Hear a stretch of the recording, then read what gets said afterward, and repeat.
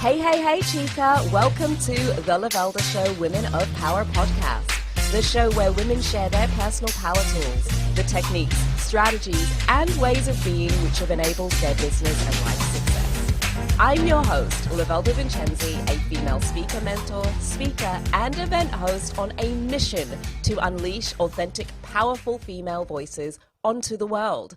In today's episode, we'll be uncovering the power tools of Suzanne Armstrong. Suzanne is an internationally recognized speaker, award-winning talent development expert, and author of Confidence for Life, 9 Secrets for Setting Yourself Free. In the last 20 years plus, Suzanne has spoken in over 40 countries, developed and trained over 500 workshops, and helped over 150,000 people around the world transform their personal and professional lives. Her clients include some of the largest companies in the world, and she has a secret. Homelessness, addiction, and abuse at the hands of a notorious motorcycle gang are not what you'd expect to find behind a successful talent development expert. But these are the circumstances that taught Suzanne how many ways there are to feel responsible for creating your reality.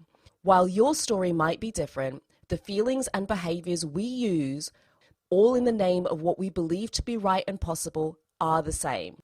In recovering from her self-destructive lifestyle, Suzanne quickly realized that what she had was a thinking problem, that everything she believed to be true about herself and how to get on in the world was wrong, and she needed to rewire her thought process. She embarked on a mission to learn everything that she could about how to interact with herself and the world around her. What she didn't know is that what she was developing was emotional intelligence. Suzanne Armstrong inspires people to look past their own self-limiting beliefs and take action to achieve a level of personal and professional success previously unattainable.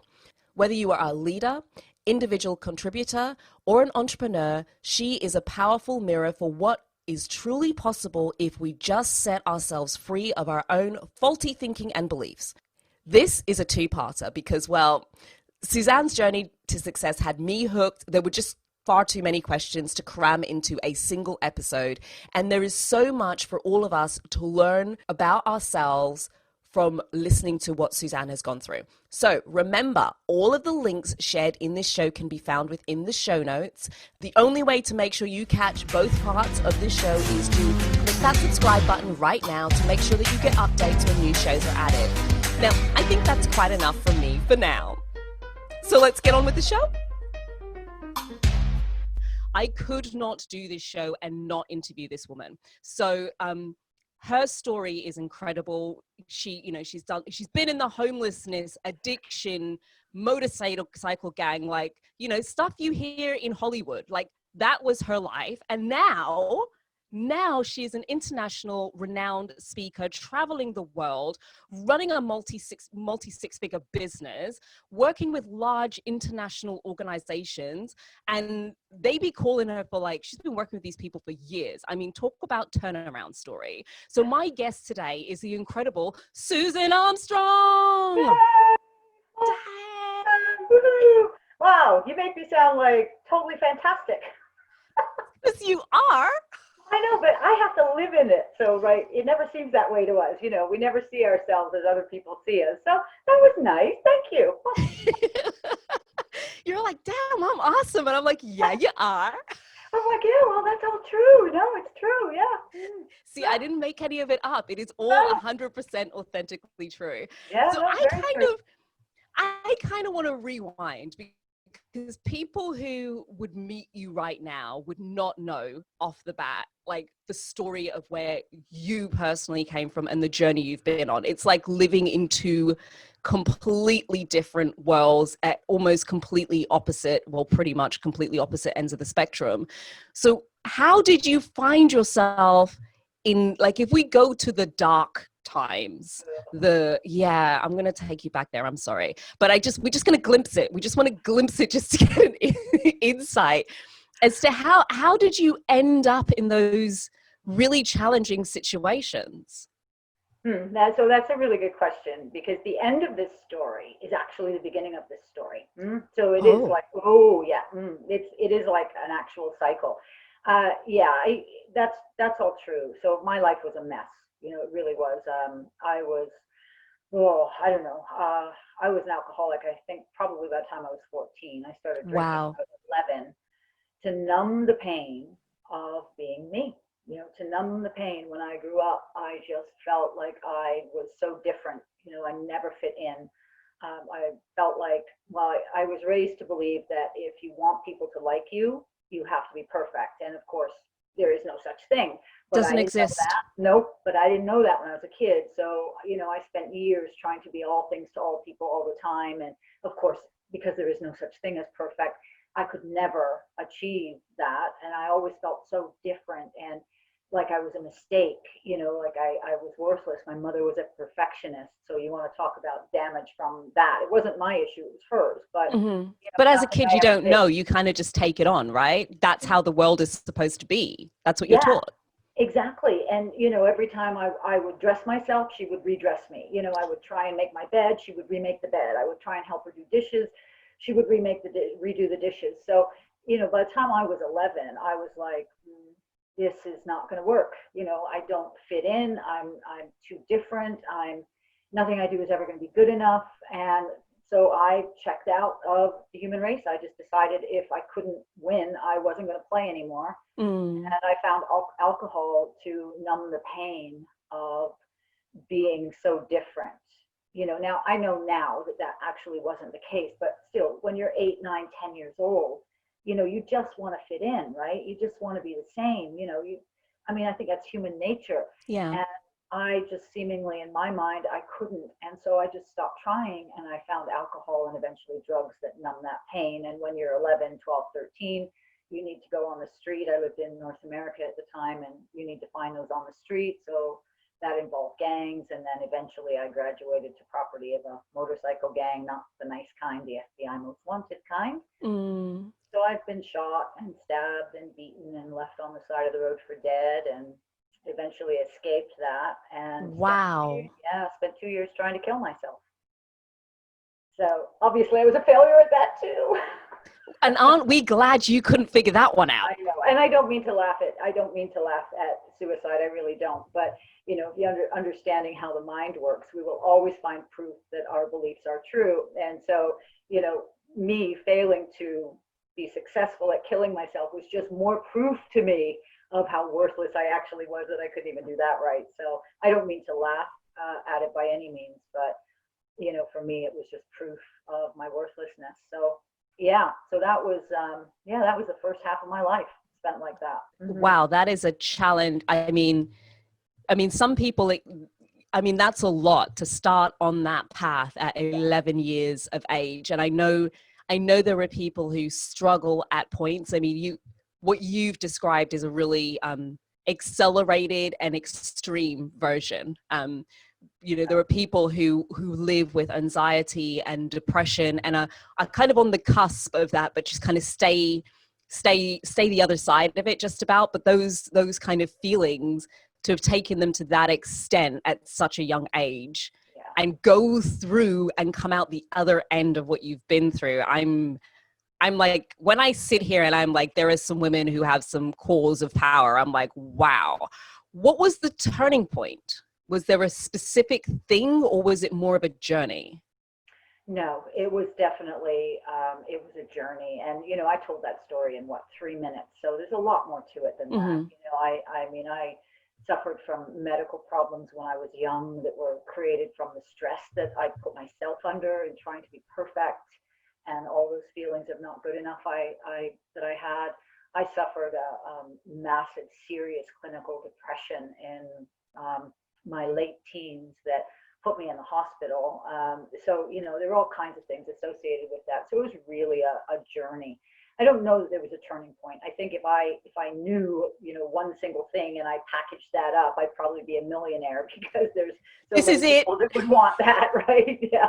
Yeah. She's got it. She got the golden ticket out of it. I know. But, it just doesn't work that way. In the last couple of years of that, I had escaped the gang. My father had kindly taken me in, and I didn't want to be a burden on him. And, what can I say? The perfection and the people pleasing. Oh, gosh, what a mess. What a mess I was.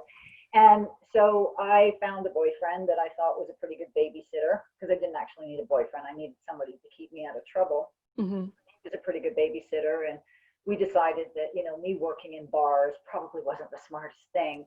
So I, No. too much temptation. So I got a job in a ladies' clothing store, making minimum wage. And I always say I quit drinking. I didn't, but for about a year, I only had about 4 hangovers in a year, which was, really good for Which me. is, I mean, considering where you were before, that was incredible. I used to have. I'm very small, as you know, but I mean, I could put away a massive amount of alcohol, and I used to have the kind of hangovers that would take me a week to wean myself off of them. So the fact that Wow. I only had 4 in a year, to me, I quit drinking. And then one day it was May, and I remember it very clearly. It was May, and it was a nice sunny day, and I wasn't scheduled to go into work until 12. And I thought, wow, it's a beautiful spring day. I'll just have a beer. And yeah, that's all she wrote on that one. Oh So I dear. remember about 4 o'clock that afternoon accepting another beer, a case of beer from the taxi driver. I called the taxi company to deliver me another case. Another case. Another Oh case. wow. Hmm. And I remember vaguely calling my district manager, not the manager of the shop that I worked in, but the district manager for the chain of shops. And I remember telling her that I was a lousy person and I was a horrible employee and they deserved better than me. And I quit. Basically, I quit. Wow. And yeah, and that's about the entire memory of that day. And then the next morning I woke up and had a hangover, obviously. And there was a warm beer beside my bed. And I opened the beer and I took about 2 sips of the beer. And I had this thought that if I continued this way, I was definitely going to die in a gutter somewhere, which was Yeah. okay. That's what everybody expected. That's what I expected. And that was all right. But I thought, if I tried to do something differently, I could try and do something differently. But I was pretty sure that I was going to die then too, because I figured after everything, all those years of all of that stuff and living on the street and the gangs and all of that, that I was sure that I had a big giant L tattooed on my forehead, for loser, right? Mhm. L for loser, I mean, tattooed you right there. collected a lot of proof over the years Oh, with the experiences you'd been through as well. So it would be hard to talk you into seeing anything different at that. It's such a low point when oh, there's so much evidence to the contrary, where you could just it's like when you're having a conversation with somebody and they'll say, oh, but, and they can just ring. I mean, I wouldn't have wanted to have that conversation with you then, because you'd had a list. Like, here are all of the reasons yeah. why this is the truth. Yeah, there's no way you could have won. There's just no way you could have won that one, right? So, yeah, so I woke up on that day and I took 2 sips of that beer, and I knew that if I continued this way, I was going to die. And I was okay with that. But I thought, what if I tried to do something differently? I was pretty sure I was going to die because of that big giant L that Yeah. everybody would know, and that I would never be accepted. And, I'd be right back to the way it was when I was a kid. But I thought, well, at least I would die trying. And so that's what I decided to do. And I knew that I had a lot of physical problems, like a lot of physical problems. I was on an inhaler because I couldn't breathe right. I got wicked migraine headaches. I had violent mood swings. And I knew that no doctor would touch me and look after my physical health unless I quit drinking first. And so I decided that I should do that. And that story in and of itself is a very long story, but I, through a series of miracles, found myself in a rehab hospital in California. And I spent 6 weeks in rehab in California. And then I had to come back to the real world with the Tests. awareness that nothing I thought was true was actually true.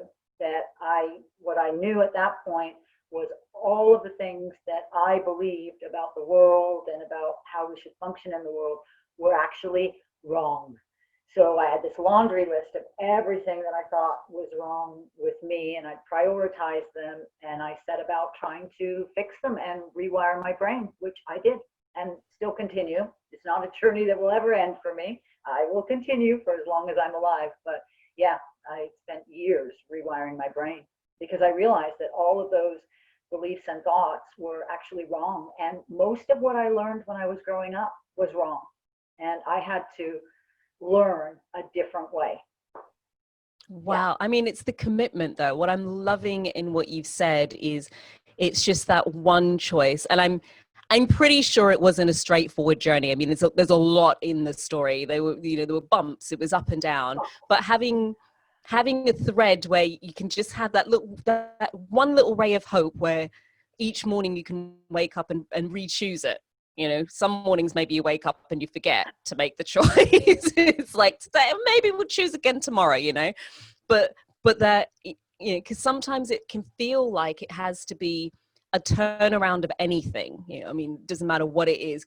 Where I am today is not the place I want to be, and what I want seems so far removed from where I am right now that it may as well, nothing short of a miracle is going to get me there. And when you're in that kind of scenario where it's you're completely the opposite, and it's delusional even in some ways to be thinking about those things, to just find the one thing you can do, okay, I need to get off the drink, and just stick with that until you can master that bit first, and then you can pick something else, right? Yeah, unfortunately, that wasn't that easy for me. I went to that recovery hospital, and I was the only woman, and there were 11 or 12 guys there, and it was just me. I was the only woman, and I used to have to go to women's meetings by myself. And let me tell you, these women would talk about hiding their wine in the back of the toilet, or hiding it in the washing machine. And I would sit there and think, that's so far removed from anything I understand. It's not funny. And I thought, well, great. Even if I open my mouth to share, even though I'm supposedly in a safe place, they're going to look at me and think, this low-life piece of trash. So I was pretty convinced after 2 weeks that even though I was trying, it wasn't going to work. And I decided to escape. And that didn't work either. And I had I know, right? I had an interesting 24 hours where I sort of made my move to escape, and it didn't work. And I went to a meeting that night, and I knew that I was going to try and escape, and I was going to hitchhike across the country and go back to the gang. And I knew they would kill me, but I was okay with it. I thought it's probably a fitting end. And so I was sitting at the back of this meeting, and I was crying because I knew, right, this was pretty much it. I was kind of experiencing the end of my life. I'd given this a shot, and it wasn't going to work, because they kept saying you have to believe in a higher power, and I didn't understand that. And they said, well, it can be anything. It can be a doorknob or a table. And I thought, well, that's stupid. I'm not going to worship a doorknob. That's stupid. And that don't even make no sense. Well, it didn't, and honestly, it still doesn't. And I'm pretty involved and enlightened these days, and it still makes no sense. But anyway, so I was sitting there at the back crying, figuring that this was the end of my life. And at all of these meetings, they give you a ticket at the beginning, and there's a draw at the end. And all I remember is sitting there crying, and the guy who had gone to the meeting with me was nudging me, and he said, Sue, you won. Well, I'd never won anything in my life. And, I remember running up to the front and grabbing this book, and I wasn't crying. I was sobbing, like the ugly kind. Wow. Like and I couldn't control it because I'd never won anything. And I saw this as just such a sign. And I ran back to my room, and I remember clutching this book and looking at the ceiling and saying, you're not going to let me leave, even if I want to, are you? And I heard a voice, and it said, no, Sue, we're not. And in that second, in a fraction of a second, all the times that I should have died flashed before my eyes. Like, it was a fraction of a second, but I was aware of all of the times I should have died, and I didn't. And I woke up the next morning with this knowledge, is the best way I can describe it, but it was a knowledge that I wasn't supposed to die, that I was given this life for a reason, and I was being given a second chance, and I had to make it count. So I made a deal, I made a commitment that day that whoever it was that had given me the second chance, that I was going to pay it back every single day and do as much good as I could and touch as many people as I could in a positive way every single day. And I'm so, when I got up in the morning, it wasn't, oh, I wish I'd rather stay in bed. There was actual fear in me at the beginning that if I didn't meet my commitment, that I would turn to dust and blow away, because I just felt so strongly that I had been given this second chance and I had to make it count. I had to. Does that make sense? It so does. Wow. And boy, oh boy, have you been making it count. Mamma mia. So what's it, like 20 countries, 500 plus trainings? God, over I mean, 40 I think you've countries lost on count. 6 Over continents. 40 Yeah, countries, yeah. five, almost every continent. Everyone except Antarctica. And Do penguins need training? Antarctica, she's willing. She is willing and able. And what I is know. it that you train? Because it's large multinational organizations you predominantly work with, right? Yeah, it And is. what is it that you train them on? So this is part of the story. Remember I said to you, this, the beginning and the end are pretty much the same. Because it's a full circle. It's a full circle. So as I was starting to recover from all of this, like I said, I had my laundry list, and the very first thing on that list was I knew that real people, sorry, but that was my term for it. I didn't feel I was a real person. Yeah. Real people had this thing called self-esteem.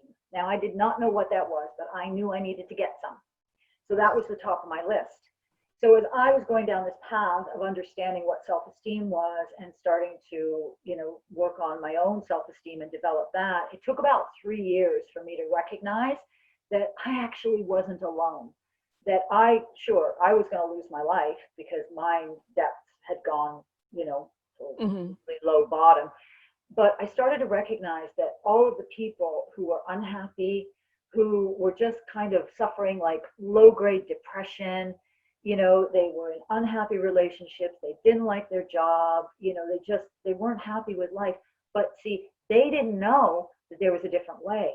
They thought that that's all there was and that they had to behave like this. And when I realized that I was actually lucky, because I had to do this in order to save my life. Real people didn't even know there was anything wrong, let alone know there was a way to fix it. And so that's when I decided that I needed to start sharing what I was learning with other people as a way to help them get better at whatever it was they were doing, whether that was their communication or their relationships or, productivity at work. I started by teaching customer service and time management. So, both things I needed to learn myself. So that's really how it started, was honestly just a desire to give back. Wow. And how did you, I'm going to ask the question I know's on people's minds, which will be, girl, I don't know, we might have to split this into 2 parts. Let's see how we go. But I know one of the questions that will be on certain people's minds is, okay. So I can't throw the, it's so good for, lucky for you, Suzanne, because you had a silver spoon in your mouth and blah, blah, blah. I can't throw that at you because, okay, granted, you started worse than I. When you say you started with nothing, we get it. You really started with nothing, and the things you had, maybe they weren't going to help you at the time. It was just, a bit of luck needed to be thrown in there. So how did you get started? Were there some lucky breaks? Was it something in the way that you went about things? How do you get started in something so new to take you on such a big path when you're starting from, I mean, I don't even know if we could call it zero, Suzanne. I'm like, I want to say it's ground zero, but you were not in a good place. No, I was not. No. And even when I sobered up, you have to imagine, and it's interesting that you bring up that point, because one of the things I run into today, and it's weird for me, but I get it. One of the things I run into today is exactly what you just said. When I start talking about confidence or self-esteem or emotional intelligence, all of those things, I can read people's minds and they're looking at me like, oh yeah, right, what would you know about it? It's okay for you. Yeah, like what would you know about it? And then I got to come out with a story to say, hey, there was a time I couldn't get in a lift if there were other people in it because I was so afraid that, I was going to have to ask them to move out of the way for me to get off at my floor, that I just took the stairs. That's how terrified I was of other people. I was so convinced I was worthless that I didn't even want to be in the presence of other people. I was terrified of people. And I get that people can look at me today and think, oh yeah, what would you know about it? But the truth is, I know a heck of a lot about it, right? A lot about it. And so when I knew I needed this self-esteem thing. So I started studying that, and then I started creating these activities for myself that I could do to start raising my self-esteem, which is when I started to become aware that, I wasn't alone in this. And then I started expanding, because I was starting to feel a bit better, and I was starting to expand the study to communication. And they didn't call it emotional intelligence at the time, because in the days before Daniel Goleman, but it was emotional intelligence. I was starting to look at how my ingrained beliefs and how I communicated, and all of the ways that I got in my own way. And one year I said, okay, I am going to say yes to everything. I'm not going to say no anymore. I'm not going to let fear rule my life. And I embarked on this journey of saying yes. And I got myself, Lovelda, into some situations. I got hired at a temporary, I wanted to work in an office. This sounds so, I don't know, but at the time it was really important for me. I wanted to leave the ladies' dress shop, and I wanted to work in an office. That had been my lifelong goal, to work in an office. And I went and I applied for temporary work with, I think it was Manpower or Kelly Services, but it was Manpower. I applied for temporary work. And, I was terrified, but I figured temporary work they could probably hire me for. Instead, they offered me a job in the office. And yeah, I know. And I didn't get it. I didn't understand it. And I was pretty sure any day somebody was going to figure out they'd made the wrong decision, So I would I'm an imposter here. They'll work it out. We talk about the imposter syndrome. I legitimately had it, right, for real reason. And so, I worked harder than everybody else. And then one day they asked me if I could do training, but I was in the year of only saying yes. So I said, sure. And I had no idea how to do it, but I did it. And I liked it, and people apparently liked it. So I thought, okay. And then they asked me if I would be the account manager for this massive account. And I said yes, and I was terrified, but I did it anyway. So there was a lot of that. There was a lot of being afraid, but doing it anyway, right? Because, what did I have to lose? I couldn't get any worse than and I knew I could survive the worst. So what did I have to lose? I love that. That's how it kind of progressed, was me not being afraid to take chances and to take risks. And also that built the trust in myself. So I started to have a little bit more trust in myself. And then I think I was 4 years sober. I was maybe 3 or 4 months shy of 5 years sober. And my father died, and that was massive for me. He was the one who actually rescued me. He was the one who sent me the airline ticket to the bar I worked at so I could escape the gang, and taken me in. So that was a massive blow. But a couple of interesting things happened. So one of them, after he died, I was driving down the road and I had this thought that, okay, my dad's dead. There's no point anymore. And I thought about suicide. And the next thought immediately after that was, no, that's not how you do this. So I realized that everything I had done in my life, including staying in abusive relationships and bad jobs, I did it to make my dad proud. Because see, my dad believed that when you get married, you stay married, whether you like the person or not, right? And when you join a job, you retire from that job, whether you like it or not. That's how I was raised. So I had this instant recognition of, oh my God, everything I have done, including all the twisted bad stuff, in a weird way, I did it to make my dad proud. But he was gone. I didn't have anybody to make proud anymore.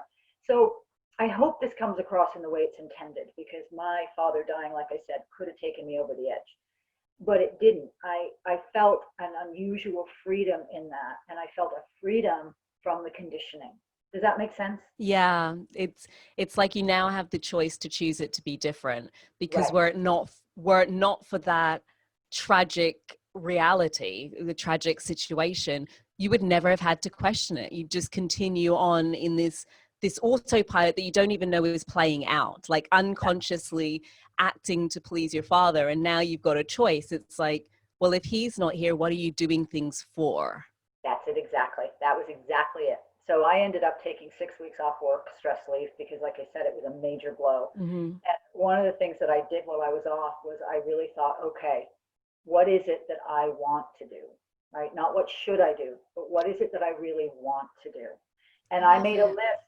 I made a list of all of, I call them the God-given talents, but the natural talents. I made a list of all the talents and abilities that I came to this planet with. And then I made a list of all of the things I needed in a job that were going to make myself happy. And I set about trying to find something that would marry these two. So it would allow me to use the things that I was happy doing, the qualities that I have that I enjoy, and the things I know I needed in a job. And it was the days before the internet. So, pretty much heavily reliant on newspapers and people I knew. And I decided that I thought HR is the thing that I've always done anyway, whether I was paid to or not. I've always been the one that's, been doing the coaching and the listening and helping people solve problems. And then I thought, yeah, but you have to specialize within HR. And then I thought, training. I love doing training, and people apparently like when I do you training. Yeah. But still I hadn't moved into the recovering people-pleasing perfectionist yet. I was still a people-pleasing perfectionist. So the perfectionist in me said, yeah, but if you're going to do this, you have to be the best at it that you possibly can. So I took a little bit of the money that my father left me, and I went to university for adult education and instructional design. Yeah. Wow. And I walked out of university right into IBM. My first contract was with IBM, 500 people in the call center. And then shortly after that, it was called AIG Group of Funds at the time. It was a, financial organization, investment organization, 125 people there for customer service training. So it was a sign to me that I was on the right track. And I actually believe that, I believe that when we're on the right path, it's like a river, right? When you're on the right path, it flows. But when you're not on the right path, that's when, you've got the rapids and the trees are in the river and the rocks are there and you got to try and navigate around that. I really believe when we have trouble, it's because we're actually not going down the path that we're intended to go down. Oh my goodness. You see why I had to get her on here? Do you see? Can you hear why I could not do this show and not have this woman here? Some people, they just take all the words, they take them out your mouth and they leave you a little speechless. We're going to do this in 2 parts because there's so much in there. And I do want to just pick up on, just for this particular episode, if it is difficult, if it is challenging, if it is something you're struggling with, girl, you're not on the right path. That you heard it here first. If you don't believe me, you need to listen to Suzanne. We're going to be back in another episode. You've been listening to The Lovelda Show, Women of Power podcast. And if you want to get part 2 of this juiciness, you had better darn well, hit that subscribe button. Ciao.